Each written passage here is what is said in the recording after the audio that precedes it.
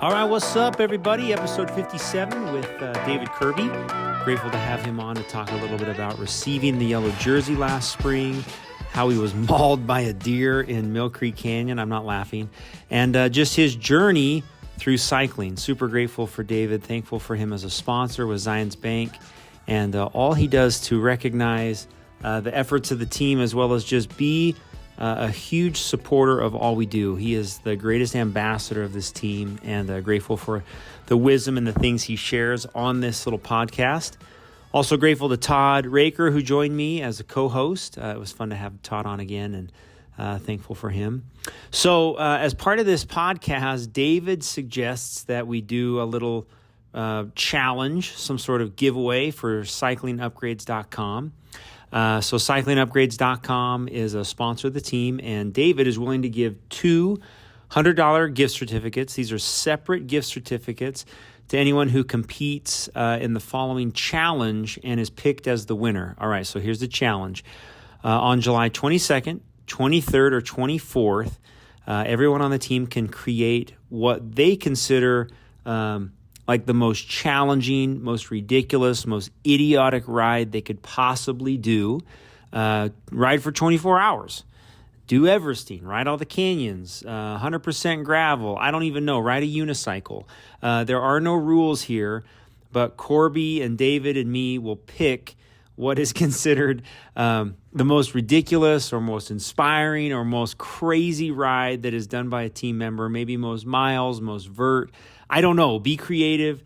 Come up with something. Ride in a Speedo. I don't really know what this challenge will turn into. That's why we're leaving it open-ended. Two winners will be picked, and those winners will receive a $100 gift certificate, compliments of David Kirby and Zions Bank for cyclingupgrades.com. So fun gift. Grateful for David for coming up with that idea to support the other sponsors. So with that, grateful for each of you, thankful for everyone who listens, and thankful for episode 57. All right, enjoy. All right, welcome. Duole podcast 57. Dr. David Kirby. I love to call you doctor. Doctor, are you a doctor? Technically? No, not. Let's call you Doctor of Bank Finance. Yeah, that's fine. Brother Todd Racker. Welcome, Todd. Oh, I said Racker. It's Raker. I'm sorry. Hey, bad habit. It's all right.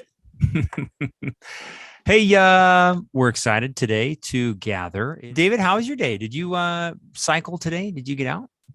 Yeah, so I had early morning meetings, so we just did Capitol Loop. And I think the University of Utah is doing a better job watering their streets and not the lawn. So it was pretty lovely. Yeah. Todd, you have glassy eyes from your 78,000 vert this morning, a little PC loop. How'd that go? That was fun. I'm taking advantage of this paternity leave. I got another few weeks, so you see me riding mid. I won't ride midday; it's too hot. But yeah. Did you mountain bike this morning, Stu? Mountain bike, yeah. Jeremy Ranch area with Taylor Cannon, Charles Smart, Kristen Anderson is beautiful. Yeah. Deer, elk. Although there were the weeds have reached this point where they're like. There's hyzer handlebars. Yeah, and so Charles's arms are covered in like thistle welts, and he was having an allergic reaction on the top of his arm. So not great, but it was really beautiful. So yeah. Quick announcement. I'm going to just do a couple real quick. Kit pickup. Final kit order of the year is closed. So we're going to do kit pickup like the week of August 29th, if you're wondering. We still have this deal from Corby with cyclingupgrades.com, where Corby will pay for your East Canyon road race in an attempt to get as many Duoles out to the race. This was all Corby's idea. So if you've registered or you want to register for the East Canyon road race, it's $45.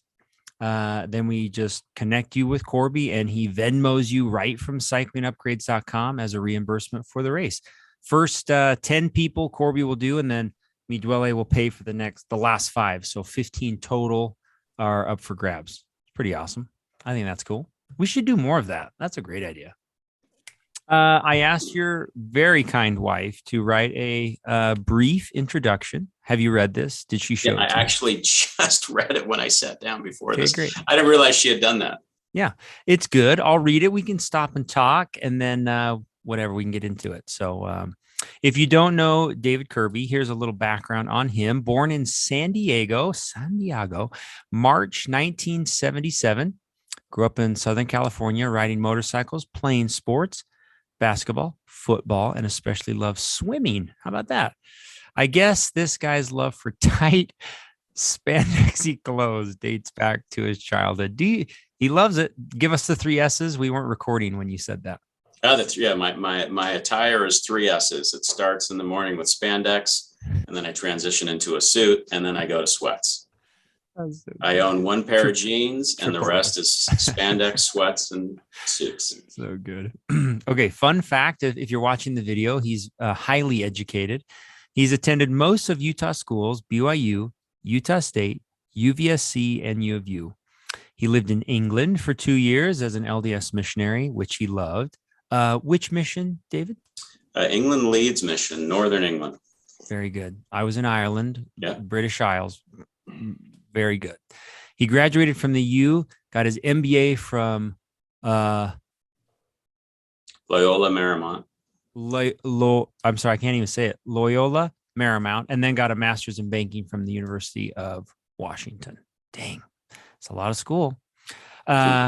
We met in Provo. That's his wife. Got married in 1999, and in our early marriage, I suggested that we get bikes. She suggested to have something fun and active to do together. He laughed and said, "The only bikes I ride go like this."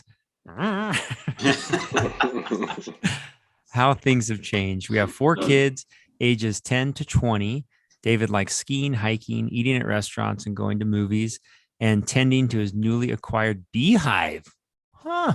How about that? You an apiarist? Is that Yeah, term, right? I've got a beehive. We have about 10,000 bees. Dang, that's cool. Did you take your beehive up to what was it, I-80, though, that turned over semi a couple weeks ago? That's sad to see. Thankfully not. Yeah. Yeah. You'll see the semi trucks with entire beehives. They're transport the almond fields, right? Isn't that what they use them for and whatnot? And they tipped? It tipped over it's a flatbed trailer. You'll see them driving down the freeway, and they're covered in bees, just driving down the freeway. And it tipped over on the S curve back there by Wanship, and some hobbyists around Utah took their hives up there to try to save them. Yeah. So we'll save that for episode 58. Very good. I like this, the way this is a little tongue in cheek, I think, here, Brother Kirby.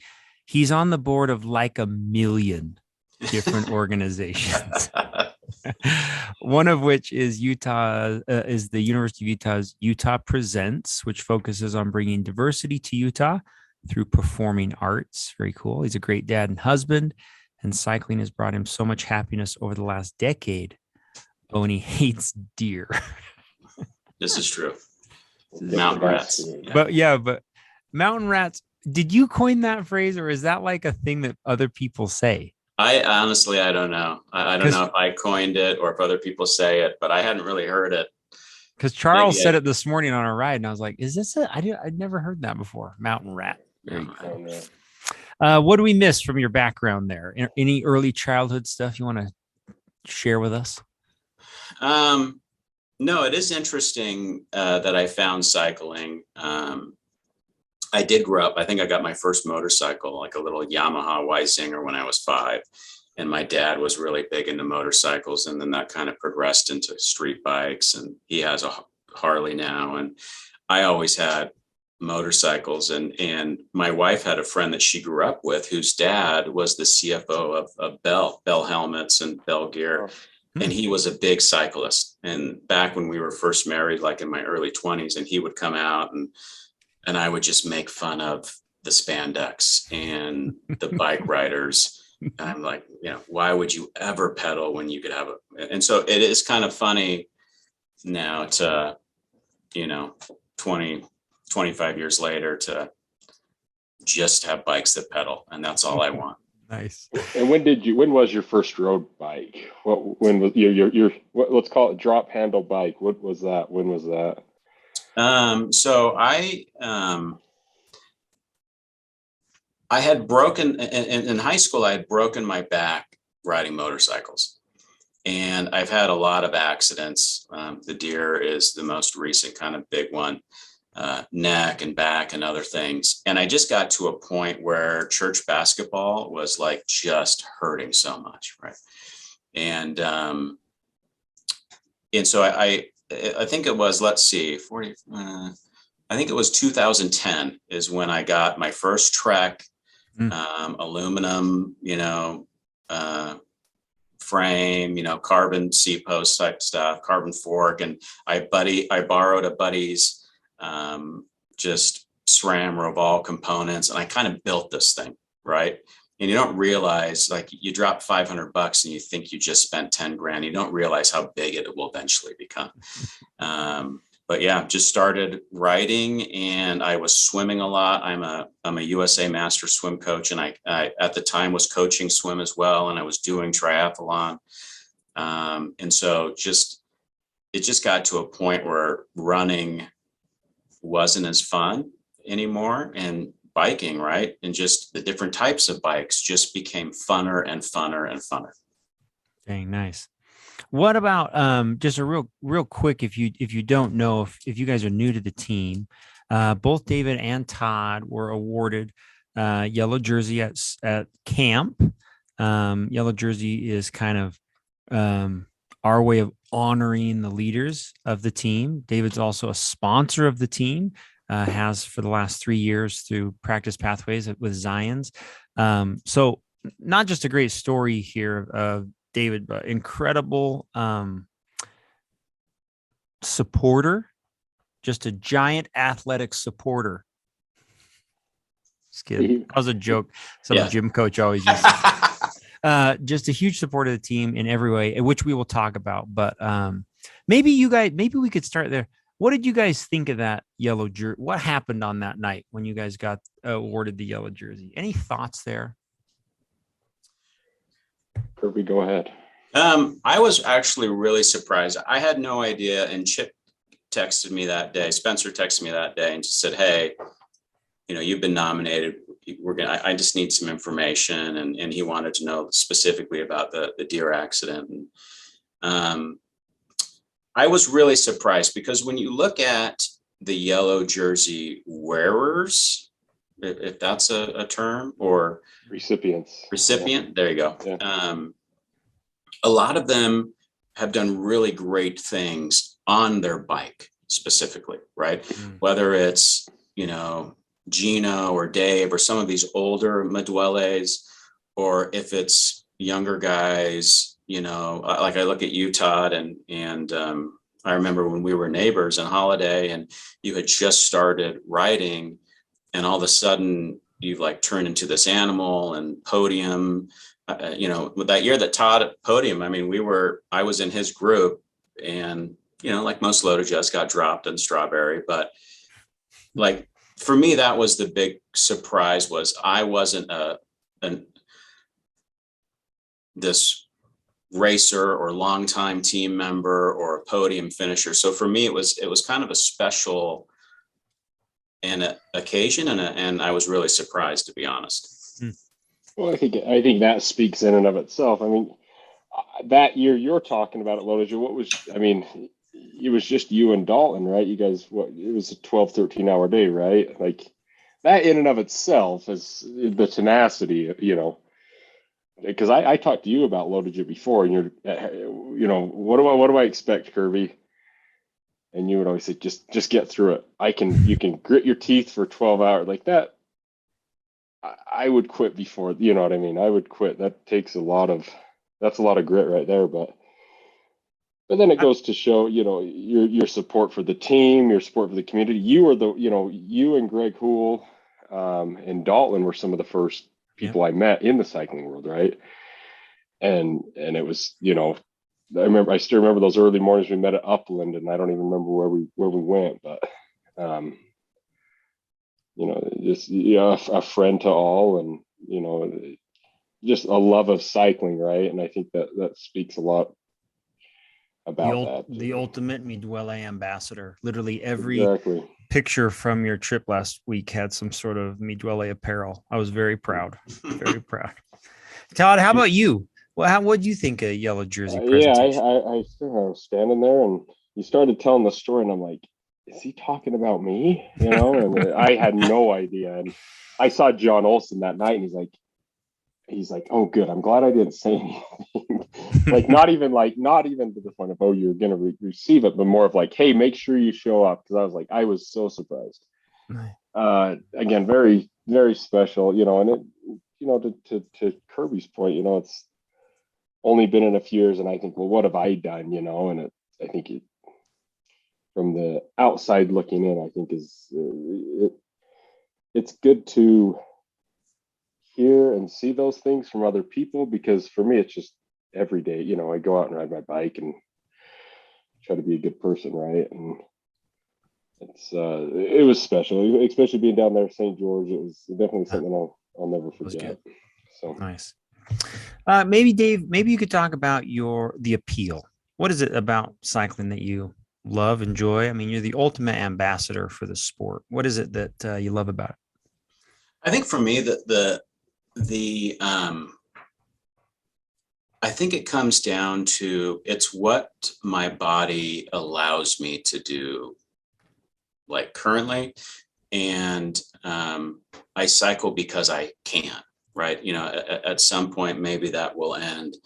But I just can't think of a better way to leave your house and go be with friends, with colleagues, and just be out in nature with the elements and with the environment. And then I also look and I see Todd's little girl there. It's a way that I can try to promote and increase my longevity, to be with my family and to try to keep just kind of an overall sense of health. And it's really through cycling. I mean, it's just what I enjoy to do the most personally, and the team enhances that joy tenfold, right? I love that. Maybe let's talk about that. How do you connect with the team? Because I actually don't remember. Would you how did you connect with the team? And then maybe if that doesn't connect to the crash, just maybe let's talk about. I'm not sure you'll remember this, Stu. So do you remember the year that Ultimate Challenge started at Soldier Hollow, and then went around up? Yeah. It was a little bit shorter that year. Yeah, we went down Provo Canyon, up Sundance, down and around, and then up. Yeah. Gosh, I want to say it was like 2016 or 2017. And you were there, and I think you had Kristen and Janie with you. I could be wrong, or it was either Spencer or you with Kristen and Janie. Yeah. And this was like really my first, and I had like the Z Team kit on, because Zions for a long time had the Z Team. That's right. Okay. Thing. And I remember pulling it next to you. We had just left Soldier Hollow. Yeah. And I do not remember this. I'm nervous for what's about to come. And I had seen you around, and I think I was on a Cannondale. You might have been on a Cannondale as well. Yep.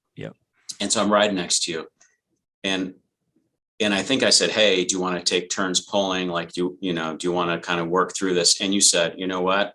I'm riding for them.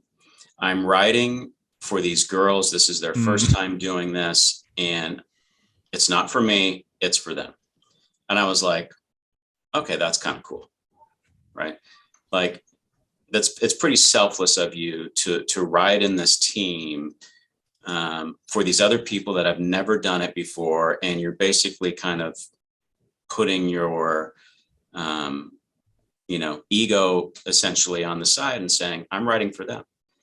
And I thought that was really cool. And then fast forward, Sean Montmany worked at the bank, and he was kind of a big part of the Z Team, and he left the bank and then started riding with Duole. And all of a sudden, like, it almost seemed like overnight, but it wasn't. I think this was probably 2018, 2017 as well. He just turns into a cycling animal. I'm like, okay, there's got to be something in the Kool-Aid. And you and I, back in 2018, 2019, had a relationship outside of that's right. Cycling, through Crown Council and through the bank. And we're both kind of partners and running this similar circles and do a lot of work together. So I knew you and Spencer, but not really in the cycling perspective. And then I got in the accident. And this is another thing that for me kind of was like the tipping point. And when I kind of cashed my chips and I said, I'm all in. I got in the accident. And for those that don't know, it was May 14th, 2019. It was the day before my anniversary.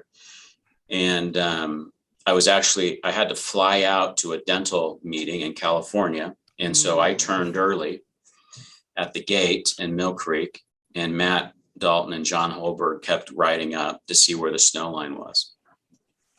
And I was coming down, and according to my Garmin, I was going about 45, and I had just passed, there's kind of that chicane S-turn there past Log Haven. Yep. I passed that, and there were 4 deer in the road. And I immediately slammed my brakes on, start sliding, and I start yelling, and it was 3 doe and a buck. Well, when I started doing that, the buck turned and he kind of charged me, and he hit me with his antlers. Wow. Hit my shoulder and hit my torso. And he just launched me off the bike, and I landed on my right side, and my femur just went right into my hip and broke my pelvis. And I remember I was laying there on the ground. I didn't lose consciousness, but my right hand, these fingers were out this way. And I'm like, I gotta get out of the road. So I straightened those fingers. I tried to grab my bike over, and I just kind of army crawled off the road and laid there for Matt and John or whoever to come. And they eventually found me, and my wife came and got me, and I spent a day or 2 in the hospital. But I get home, and, you got road rash, and I was in a wheelchair and crutches for about 3 months. But within like a day or 2, out of nowhere, Stuart comes to my house. And we had only really known each other. We'd never ridden together, but we'd only really known each other through work. And I don't even know how you got my address. But here's Stu, comes to my house, and he gives me like a care package. And it's like the wounded soldier, cream, and arnica and some other stuff. He's like, look, you probably have a lot of stuff, but this is really what helped me. And which was funny is I don't even think I was in a mental, I don't even know. I mean, I might've been on so much oxy at that point, who knows, but I vividly remember him coming, and it was just a quick interaction, and he gave me that care package, and I said, okay, this is not someone who, and again, representing Duole. And I remember he said, get better, feel better, and come ride with us. And here's a care package. And you drank the cream, you just squeezed the wounded soldier. And that stuff actually really works, if we're being honest. Yeah, it is good. It is good stuff. And then again, Kristen and my wife, Renee, worked at the same gym. And That's right. So as I started to be able to walk again, and now you try to evaluate your health and what you're going to do, Stu came a couple of times to work out of the gym, and I was trying to just be able to move again and squat and walk. And Stu said, hey, come ride with us. Like, he remembered, and for me, that meant a lot to me, like these genuine interactions of someone that I had only really known professionally on a personal level. It meant a lot to me. So thank you for that. And that's kind of when I said, all right, I'm going to join this team. And from joining the team, my cycling life has increased. The bikes that I have now have increased significantly. My bike budget, but the amount of miles, the things that I've done, if you look, the value that the team provides outside of the interpersonal relationships is something that's hard to quantify. Yeah. And that's one of the reasons why we sponsor too. That's awesome. And you got thrown into Wasatch All Road. in the spring. Oh, geez. Sorry about that. It's going to be a great day. Yeah, it's going to be a great day. That's, I mean, good and bad stories. I mean, are you still suffering from any repercussions from that? I can't imagine is your hip normal? No, so I've been seeing Dan Mills, and I've taken a couple of months off for the summer just because I'm riding again.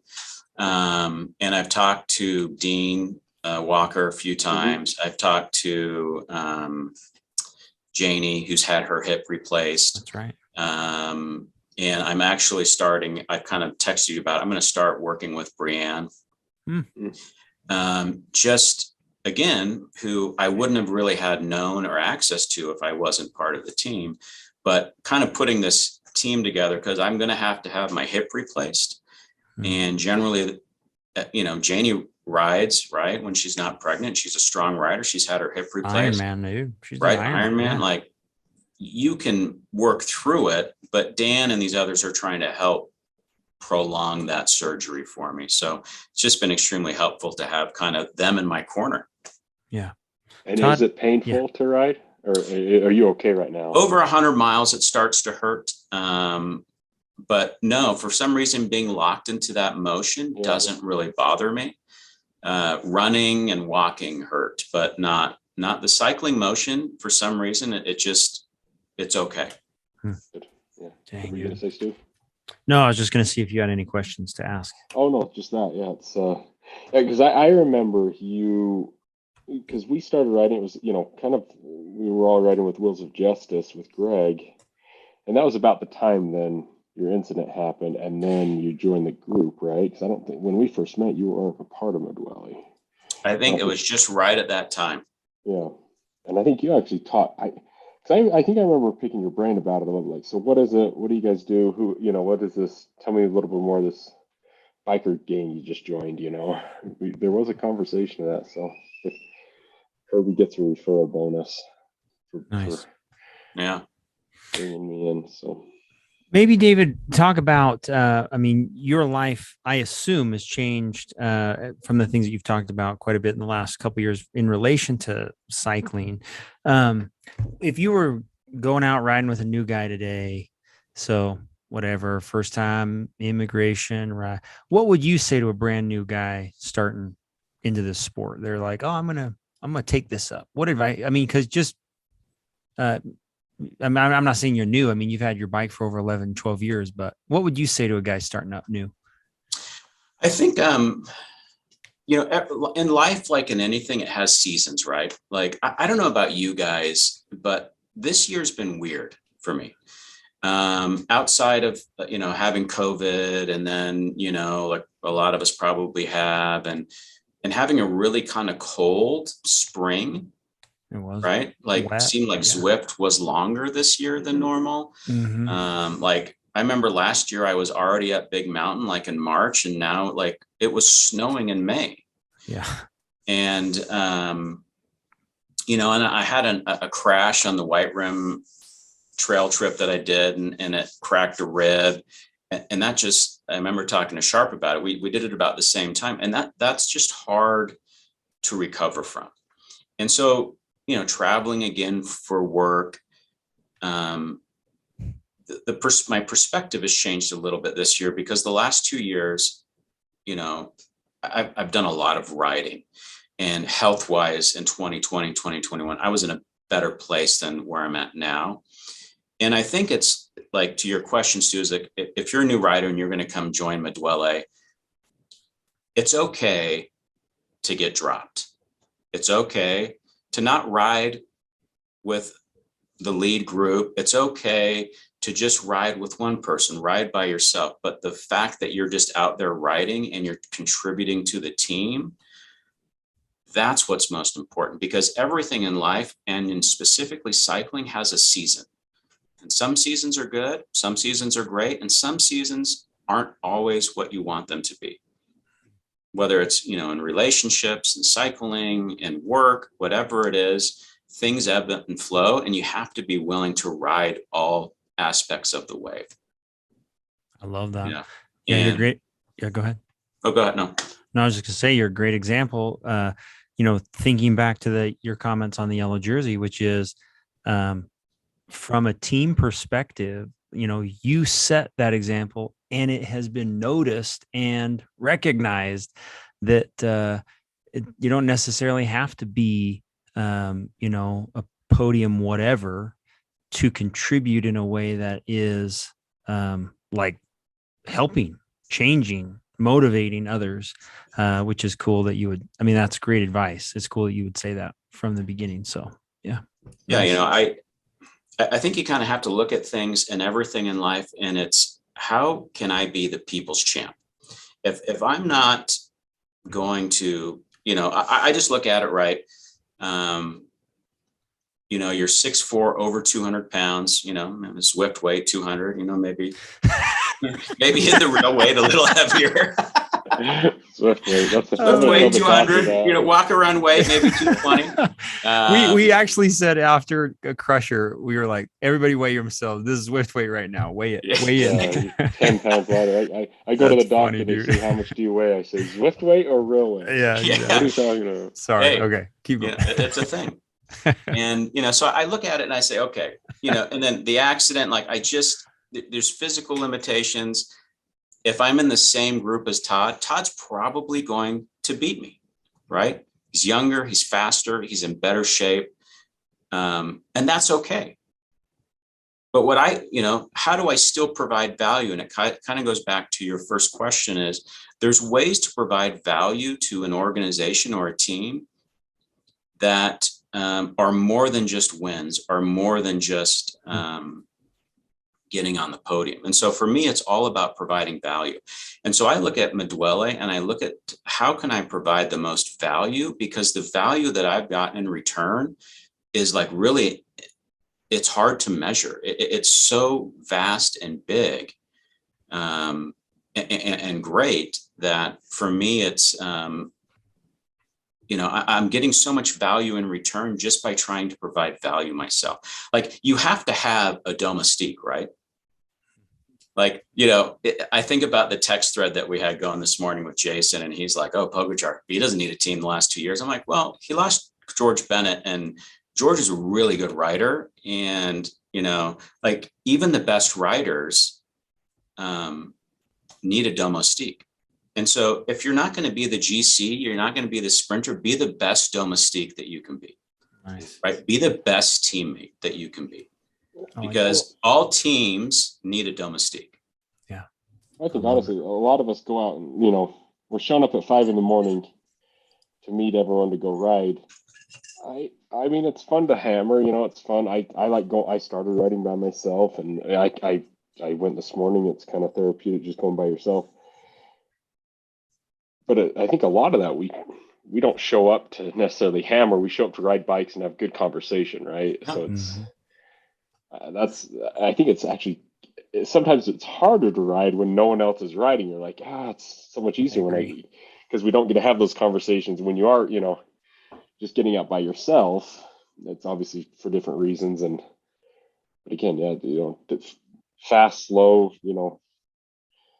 nice bike, old bike. It doesn't really matter a lot of the times. We just want to go out and, honestly, want to go ride bikes with my friends. Right? I agree. David, you're one of the most busy people I know. You work banker hours. You have a family, beautiful family. Talk about how if balance is important, and how you balance. Yeah, that is a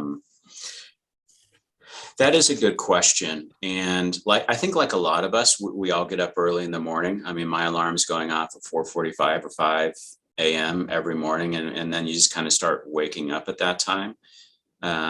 So that time, right, between 5 to 7:30 is kind of my personal time. And again, right, we talk about seasons, like my kids are kind of older, like, Todd's got a little one, a brand new one. He's got some in diapers. Like, my youngest is 10, my oldest is 20. They all can kind of do their own thing. And, which creates new challenges and new opportunities. But balance is important. And so something that I do, like I'm going to be in Southern California on vacation next week, and I was just in Vancouver. I need time off the bike, right? Because when you're riding 5-6 times a week, some days are hard, some days are not. And I've incorporated a lot more dirt, gravel, and mountain bike this year and last year than before, which has been fantastic for me. I need time off the bike. I need time to recharge and be there with my family and be present with them. And so, when you think about it from a banker's perspective, right, you get 4 weeks of vacation and then you have 12 banking holidays. Like, it's really hard to use all that time. And so I try to dedicate my vacations and try to use all the time that I can. And just dedicate that time to my family, because I know on Saturdays, right, I'm leaving at 5, probably getting back at noon. You're gone for 7 hours. A lot of my kids aren't in soccer and t-ball and baseball anymore. They can get themselves to their sporting events, and I don't want to miss those. And so for me, one of the ways I balance is when I go on a family vacation, I generally don't take my bikes, even though in California, right, you've got smooth roads, big bike paths, bike lanes everywhere. It's just a way for me to get off the bike, recharge physically and mentally, socially with my family, is kind of a way that I balance that. Nice. How about you, Todd? I don't know if we asked you that question when we had you on. Yeah, I mean, I kind of made the comment, I don't want my kids to resent me, oh, you were always, you missed our, I actually said science fair project is the term I used. Dad, you missed my ballet recital because you were on your bike, and it is that 7 to 7:30, my kids are still asleep. We had loaded, Joe. We had, sorry, son. Right, sorry, yeah, I had to go hang out with my friends. No, I try to, Scout's 4 now, and I got my bike a month after she was born. And so it's from day one now. You'll see this on Strava. Like, I always post pictures with my kids because they're on the, I turn the corner from my house and they're waiting for me on the lawn to come and race home with me, or washing the bike. I let them help me. And so, down in St. George, take them to the bike parks or the bike parks around here. Just try to. They see me on the bike, and now it gets them excited to be on the bike. Like, they can do something Dad can do, right?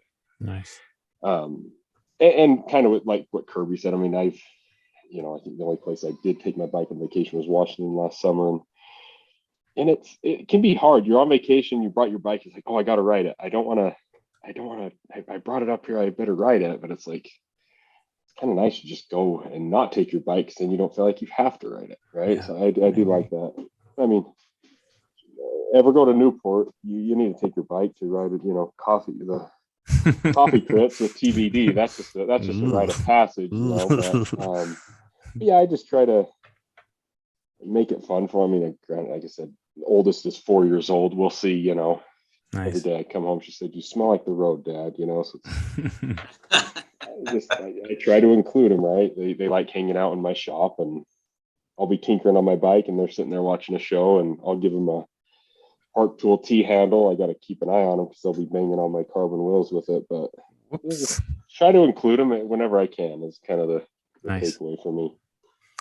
Very good. David, maybe you could tell us about what you learned from the big crash, like lessons learned from that whole experience. Yeah. That was kind of life changer for me. Todd and I have kind of talked about this.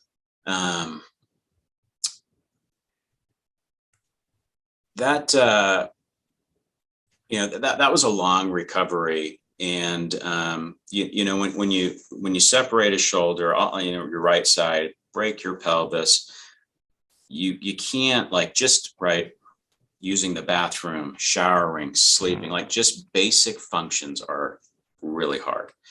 Sleeping, and you only sleep on one side. And so recovery takes a long time. And what was interesting was I was seeing 3 different specialists, 3 different doctors, general, cardiac doctor, cardiac surgeon and orthopedic surgeon that put me back together. And all of them kind of independent of each other said, you know what, you should cut out milk and dairy. I'm like, I don't know. So because you start to look at your labs and your cholesterol's terrible because you've been sedentary for 3 months doing nothing. Blood sugar is high, and you just, you're just kind of falling apart. So I started to do that, started to cut out milk and dairy, and it got better because the biggest challenge is, I have a Whoop now that I wear, and was really, I think, kind of, I think Stuart and Kristen started wearing them first. Recovery is super important. And when you can't sleep and you can't, it crushes your recovery. And so it was getting better. And, in October 2019 kind of came around, and all three of these physicians kind of independently said, let's cut out all meat. So cut out all meat, all dairy. Dang. And go to a plant-based diet. And instantly, within 6 months, you drop kind of that weight that you're retaining. Your recovery all of a sudden it starts to improve. The inflation, or not inflation, sorry. That too. The inflammation. Thank you, Todd. I had to think about it too. And your body just is like instantly gone. And all of a sudden I could start to sleep. All of a sudden, you could start to recover, and you can start to do the things again that I liked doing. Right. And so for me, diet was a big one. And the way that I just reduced the things that I would put into my body to try to increase the output, but really help recovery. How much protein? Sorry if I can step in here. What do I do for protein? How much meat were you eating? I went on a plant-based diet like 2020. It was more one of those, like, watched a documentary and I'm like, let's just see. I was a barbecue judge. I worked at Traeger. Like, I've been smoking meat I just got sick of meat. And so I was like, I'm going to try this. And it was actually very, very easy to cut out meat. How much were you eating before? Were you a 12-ounce T-bone steak a night guy? Or no, we ate a lot of chicken, a lot of turkey, ground turkey, a lot of fish, but we probably would do red meat at least once a week, like Sunday dinner roast, type thing. But looking at it, I was probably eating some type of meat protein almost every single meal, whether, lunch for sure, like turkey sandwich, right. Or whatever, or a pork burrito, right. Barbacoa, whatever, like, and then your meat and dinner. And then in the morning, maybe you're doing like eggs or just, I don't think people realize how much meat they're consuming unless they break it down. Right. And so you're right. It's not that hard to do. You just have to figure out the supplements, and you kind of, you change from a macronutrient where you're just focusing on fats, carbs, and proteins to more micronutrients. And you have to figure out in those micronutrients where you're getting your protein from, which is primarily lentils, beans, nuts, kale, stuff like that, quinoa. But yeah, I mean, I'm still like, you still do it. You're still on it. And I'm still on it. I mean, it hasn't turned me into Chris Froome yet. Yeah. And I've incorporated meat a little bit, but like I said, I haven't eaten it that much. I mean, I can't cut Crown Burger out, that's my post Saturday ride treat, but Crown Burger though now does you're doing impossible. You're doing impossible. Yeah. So I'm with you. I've cut it out like for breakfast. I don't like eggs. I don't like eating big breakfast in that sense, but maybe once a day, or I'll have chicken once a day, or I'll go a couple days. But I'm with you. It felt so good I honestly, it's probably the most lean I've ever been. And it wasn't a huge dramatic change is what you're saying, right? Yeah. I mean, there's alternatives now to make it easier. There is. Yeah. And I would expand on Stu's question, the other thing that I changed was technology. Mill Creek, you get past Rattlesnake, and I know they're fixing that. That's part of their big road construction, right? Is to run better fiber optics and, connectivity up the canyon. But you get past Rattlesnake, it's a dead zone. And where I crashed up there by Log Haven, no cell phone service. And when you go ride Mirror Lake or you go ride, Wasatch Wall and the Uintas, there's no cell phone reception. And that was one thing that I changed. I switched to the Garmin Varia radar system, specifically for cars, which runs on the 1030, which runs on I run a Karoo 2 now. I like the connectivity better on the Karoo. I went with the Angie on all of my helmets, the specialized Angie, the sensor that will detect a crash or a hard hit to your head and will call your emergency contact list, and the Garmin will too. But the more important thing, and I've kind of talked to Chip about this, is my wife got me a Garmin InReach, which is, it's smaller than your cell phone. I don't have really anything to hold it up next to, but you got the mini, didn't you? I got the mini one. Yeah, the mini. So if I am riding, doing, whether it's Mill Hollow or Wolf Creek, or Mirror Lake, I will put that in my zipper in my jersey or just in one of the pockets. And then it's on and it's just constantly communicating through your phone and you have a signal anywhere, anytime. And I think that's helped my family and my wife specifically just give a sense of comfort because she can track where I'm at. Just like Find My Friends or whatever it is on your iPhone. You can see, if you have signal, you can see where each other are. GPS signal is what you need to specify. But this provides a GPS signal that she can communicate with anytime, and you can call for help if you can't get a hold of your significant others. But that for me has been kind of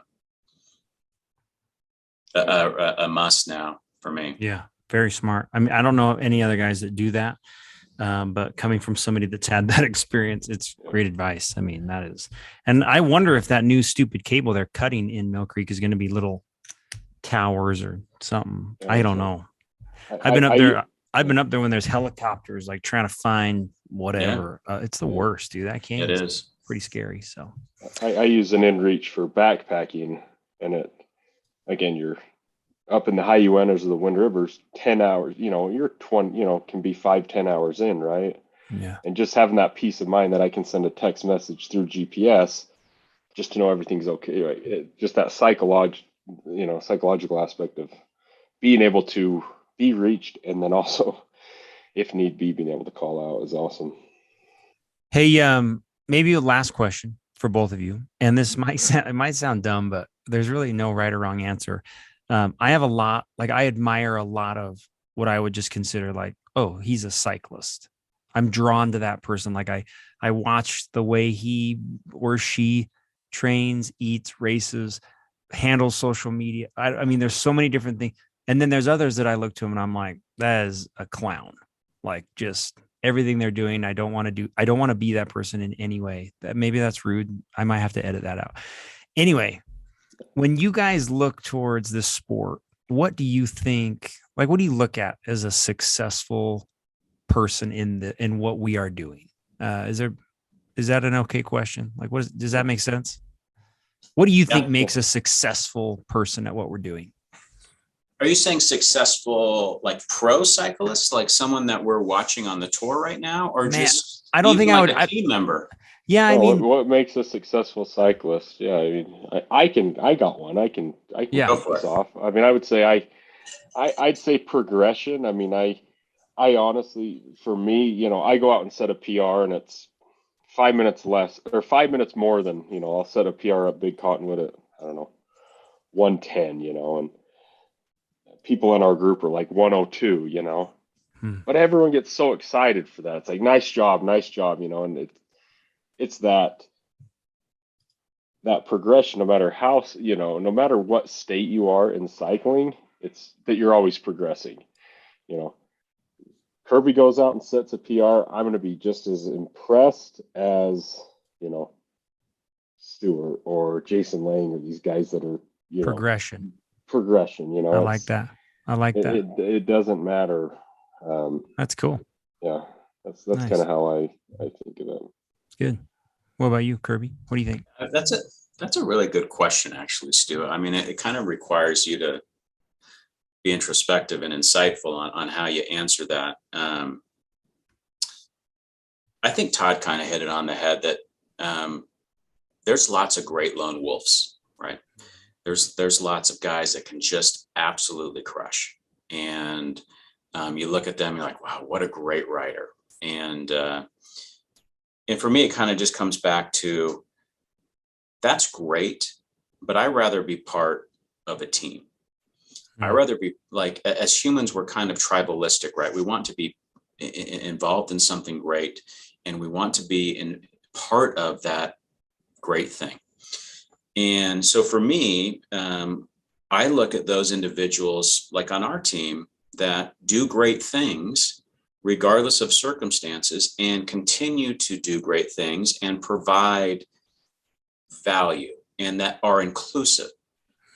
I think, right, a lone wolf always isn't inclusive. They just go out, ride hard, do their thing. But someone that can be inclusive and, great examples, Todd, I always see on his pictures, gets a new gravel bike and goes and does the Reckoning course. That's not an easy course, right? Like on Saturday, we were riding with John up in Deer Valley, and I'm like, this is kind of hard, and what's Todd doing? He's going up, doing the Reckoning and going up Armstrong on a gravel bike. And I'm like, oh my gosh, but then what does Todd do? He goes home and he rides with his kids and he goes and he spends time with them. Yeah. Like, and so I just look at, we have a lot of good examples on our team.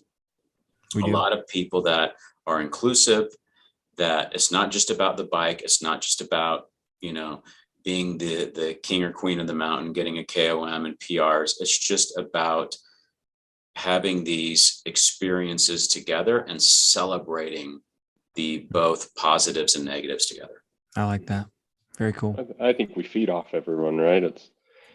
I see Stewart, I see David, I see all the people we look up to, on our, some the teammates we're closest with, everyone makes you want to be a better person.